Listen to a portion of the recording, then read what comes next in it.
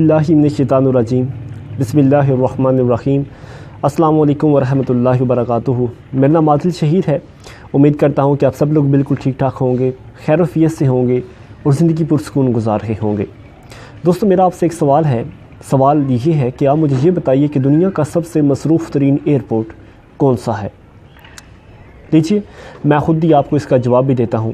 دنیا کا سب سے مصروف ترین ایئرپورٹ شکاگو کا ایئرپورٹ ہیری ہے۔ اس ایئرپورٹ کا نام ہیری ہے۔ اس ایئرپورٹ کو 2008 کے اندر دنیا کا سب سے اعلیٰ ترین ایئرپورٹ ہونے کا اعزاز بھی دیا گیا، یعنی کہ دنیا کا نمبر 1 اعزاز یعنی کہ اسے دیا گیا۔ یہ دنیا کا سب سے مصروف ترین ایئرپورٹ ہے۔ اس پر ہر روز تقریباً 119 انٹرنیشنل ایئر فلائٹس لینڈ کرتی ہیں۔ اس کے 4 ٹرمینل ہیں اور اس کے تقریباً 82 گیٹس بھی ہیں۔ اس کے بعد یہ دنیا کا 8ویں نمبر پر سب سے بڑا ایئرپورٹ بھی ہے اور 2002 تک یہ دنیا کا دوسرا بڑا ایئرپورٹ بھی شمار کیا جاتا تھا۔ ہماری بات یہاں تک محدود نہیں ہے، ہماری بات اس سے آگے تک ہے کہ اس ایئرپورٹ کا نام ہیری کس لیے رکھا گیا۔ دوستو، دنیا میں دوسری جنگ عظیم کے وقت جب امریکہ اور جاپان کے درمیان جھڑپیں چھڑی ہوئی تھیں تو ہیری جو ہے یہ ایک عام طبقے کے ساتھ ایک تعلق رکھنے والا ایک عام امریکن سپاہی تھا، لہٰذا یہ بھی ایک ایئر فائٹر یعنی کہ اس کو چلانے کے لیے دیا گیا تھا اور یہ 1942 کے اندر ایئر فائٹر ایئر کرافٹ سے اڑاتا تھا۔ یہ ایئر کرافٹ بحر الکاہل کے اندر کھڑا ہوا ہوتا تھا۔ یہ وہاں سے ایئرپورٹ یعنی کہ اس کے اوپر ایئرپورٹ بنا ہوا تھا، یہ وہاں سے اپنے جنگی جہاز اڑاتے تھے، جاپانیوں کے اوپر حملہ کرتے تھے اور اس کے بعد یہ واپس اسی ایئر کرافٹ کے اوپر آ جاتے تھے۔ پھر اچانک ایک دن ایسا ہوا کہ ہیری اپنے اس ایئر کرافٹ کو لے کر اس ایئر کرافٹ سے اپنے اس جنگی جہاز کو لے کر اڑا اور اس کے ساتھ ہی اس کے 4 ساتھی اور بھی 4 مختلف جہازوں میں اڑ گئے۔ اب یہ بھی تھوڑی ہی دیر یا تھوڑی ہی سے فاصلے پر ہی گیا تھا کہ اس کو پتہ چلا کہ اس کا جو انجن کے اندر آئل ہے وہ بہت تھوڑا ہے، لہٰذا اس نے اپنے ہیڈ آفس سے رابطہ کیا تو اس کے ہیڈ آفس نے اس واپس ایئر کرافٹ کے اوپر اس کو آنے کا حکم دے دیا۔ اب یہ شخص جو ہیری ہے یہ اپنے اسی پائلٹ کو اپنے جہاز کو لیتا ہے اور واپس اسی کی اپنے ایئر کرافٹ کی طرف واپسی کی دوڑ لگا دیتا ہے۔ لیکن حیرت اس وقت شروع ہوتی ہے کہ جب یہ واپس پہنچتا ہے تو یہ دیکھتا ہے کہ 9 جاپانی جہاز جو ہیں 9 جنگی جہاز جو جاپانیوں کے ہیں وہ اس کی ایئر کرافٹ اس کے ملک کے ایئر کرافٹ کو گھیرے ہوئے ہیں اور حملے کے لیے تیار ہیں۔ اب ہیری کے پاس صرف 2 آپشن بچتے تھے۔ پہلا آپشن یہ بچتا تھا کہ یا تو وہ ان پر حملہ کرے اور ان کو مار گرائے یا خود مار گرے، اور دوسرا آپشن یہ بچتا تھا کہ وہ چپ چاپ وہاں سے نکلتا بنتے۔ لیکن اس نے پہلا آپشن چوز کیا۔ اس نے ان کے ساتھ مقابلہ کیا، اس نے ان کے ساتھ تقریباً آدھے گھنٹے تک مقابلہ کیا۔ وہ ایک سائڈ سے آتا اپنی گولیاں برساتا اور دوسری سائڈ سے آتا اپنے بارود ان پر نچھاور کرتا، اور اس آدھے گھنٹے کے اندر اس نے فائٹ کرتے کرتے جاپانیوں کے 5 جہاز نیچے گرا دیے تھے۔ لیکن اس کے باوجود وہ ہمت نہ ہارا اور اس کے بعد اس کی گولیاں جو تھیں اور اس کا بارود بھی جو تھا وہ ختم ہو گیا۔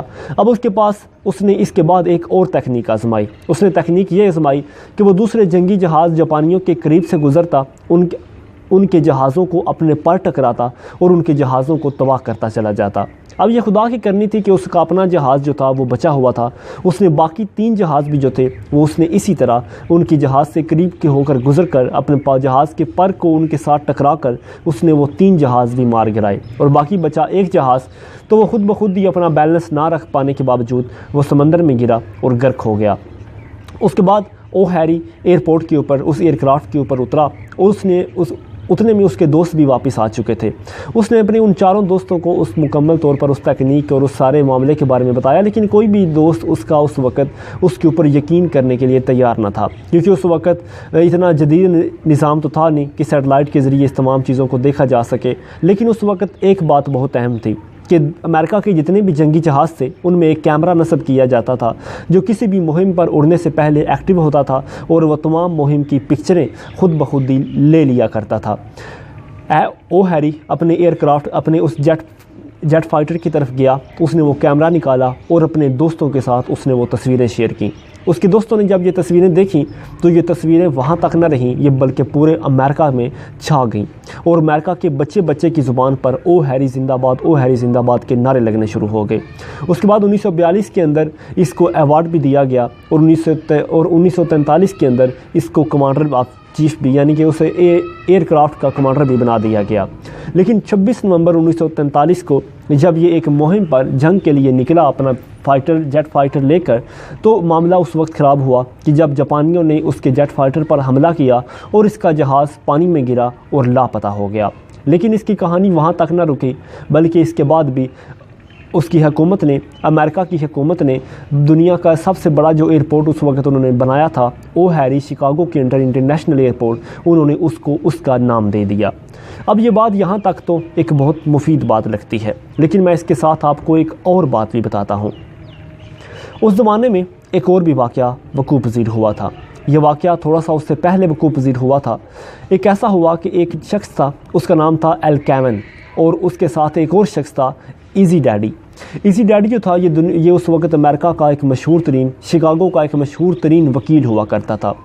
ایزی ڈیڈی کو اس تمام اپنے قانون کے مطابق اس نے کتابیں رٹی ہوئی تھیں، اور یہ اس وقت امیر ترین ایک قانون دان بھی سمجھا جاتا تھا۔ ایزی ڈیڈی جو تھا، یہ کیون اس وقت اس کا بہت بڑا اس وقت ڈان یا مافیا لوگوں کا سردار ہوتا کرتا تھا۔ لہٰذا کیون نے ایسا کیا کہ اس نے اس کے ایزی ڈیڈی کے ساتھ مل کر اس نے اپنا پلان بنانا شروع کر دیا۔ اب جب بھی پولیس جو ہے وہ کیون کو اس کی مافیا کی یعنی کہ حرکتوں کے اوپر پکڑتی تھی، تو وہ ایسا کرتا کہ وہ ایزی ڈیڈی کو ہائر کرتا، ایزی ڈیڈی وکیل بن کر عدالت کے سامنے اس کے تمام اچھے ثبوتوں کو بھی ایک بے بنیاد ثابت کر کر اس کو چھڑا لیا کرتا تھا۔ یہ معاملہ یوں ہی چلتا رہا، اور یوں اس نے اتنی دولت سمیٹی، اس کیون جو کہ مافیا کا سردار تھا، اور اس وکیل نے اس سے اتنی دولت سمیٹی کہ وہ بڑی بڑی گاڑیوں میں سفر کرنے لگا۔ اس نے بڑی بڑی جائیدادیں اپنے بیٹے، چونکہ اس کا ایک ہی بیٹا تھا، لہذا اس نے اس کو بہت زیادہ ساری جائیدادیں اس کے لیے بنا ڈالی تھیں۔ لیکن ایک دن ایسا ہوا کہ اس کا اپنا جو بیٹا ہے وہ اپنے پاپا کے پاس، ایزی ڈیڈی کے پاس آیا، اور اس نے اپنے پاپا سے کہا کہ پاپا آپ کیا کام کرتے ہیں؟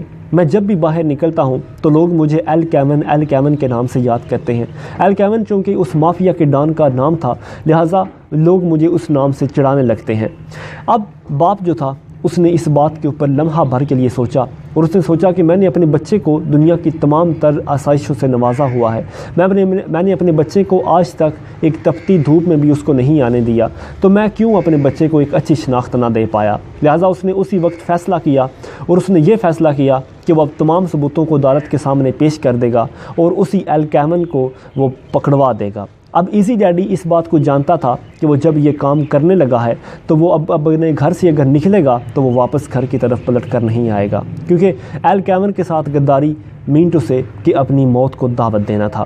اب اس کے بعد ایزی ڈیڈی جو تھا اس نے تمام ثبوت پکڑے، عدالت کی طرف گیا، اور عدالت کو اس نے تمام ثبوت پیش کیے۔ عدالت نے کیون کو گرفتار کیا، لیکن جب ایزی ڈیڈی ان ثبوتوں کو دینے کے بعد اپنے گھر کی طرف پلٹ رہا تھا تو اچانک اس کو کسی نے گولی مار دی، اور ایزی ڈیڈی اسی موقع مناسبت پر جاں بحق ہو گیا۔ اب یہ دوسری کہانی صرف اتنی سی تھی، لیکن میں بیچ میں ایک فقرہ بولوں گا اور آپ کو یہ دوسری اور پہلی کہانی کے درمیان ایک بہت بڑا رشتہ قائم ہوتا ہوا نظر آئے گا۔ یہ جو ایزی ڈیڈی تھا، جو مر گیا تھا، جو وکیل دان تھا، جو قانون دان تھا، جو کیون کے ہمراہ یعنی کہ اس کو سپورٹ کیا کرتا تھا، اور اس کے بعد اس کو غدار ڈکلیئر کر کے وہ خود مر گیا، اس کے بیٹے کا نام تھا ہیری۔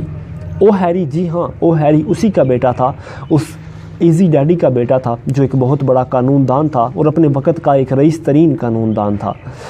دوستو، بعض اوقات چند فیصلے ہمیں اس وقت لینے پڑتے ہیں جب ہمیں یہ سوچنا ہوتا ہے کہ یا ہم رہیں گے یا ہماری آنے والی اگلی نسل رہے گی۔ دوستو، بعض اوقات کچھ فیصلے اس کھجور کے درخت کی طرح ہوتے ہیں کہ جنہیں بوتے تو آپ ہیں، جنہیں لگاتے تو آپ ہیں، جن کی حفاظت تو آپ کرتے ہیں، لیکن آپ کے چلے جانے کے بعد اس کا پھل، اس کی چھاؤں اور اس کا فائدہ آپ کی آل اولاد لیتی ہے۔ دوستو، بعض اوقات اچھے فیصلے اس قلم کی طرح ہوتے ہیں جنہیں آپ نے بونا ہوتا ہے، اور اس کا پھل، اس کا فروٹ، اس کا فائدہ یا اس تحریر کا اصل بینیفٹ آپ کی اولاد یا آپ کی نسل آگے جا کر لیتی ہے۔ اگر اس وقت ایزی ڈیڈی وہ فیصلہ نہ لیتا، اگر اس وقت ایزی ڈیڈی اپنی جان کا نذرانہ پیش نہ کرتا، تو لوگ آج بھی اس ہیری کو ایک غدار ڈکلیئر کر دیتے، اور وہ اس کے بعد کیون کے ساتھ مل کر مافیا کا صدر یا کوئی سردار یا کوئی ان کا پارٹنر بن جاتا، اور وہ کسی پولیس مقابلے میں بے موت مارا جاتا۔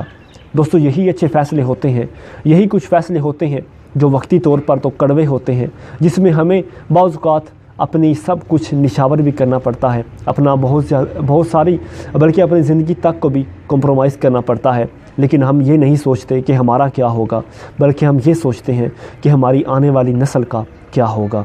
دوستو، یہی کچھ فیصلے ہوتے ہیں جو ہمیں بھی آج لینے ہوں گے، جو آپ کو بھی آج لینے ہوں گے، اپنے بچوں کے بہتر مستقبل کے لیے، یا اپنی ذات کے، یا اپنے ملک کے، اپنے شہر کے، یا اپنے گھر کے بہتر مستقبل کے لیے۔ یقیناً آپ بھی ان اچھے فیصلوں کو لیتے ہوئے نہیں گھبرائیں گے۔ بہت شکریہ۔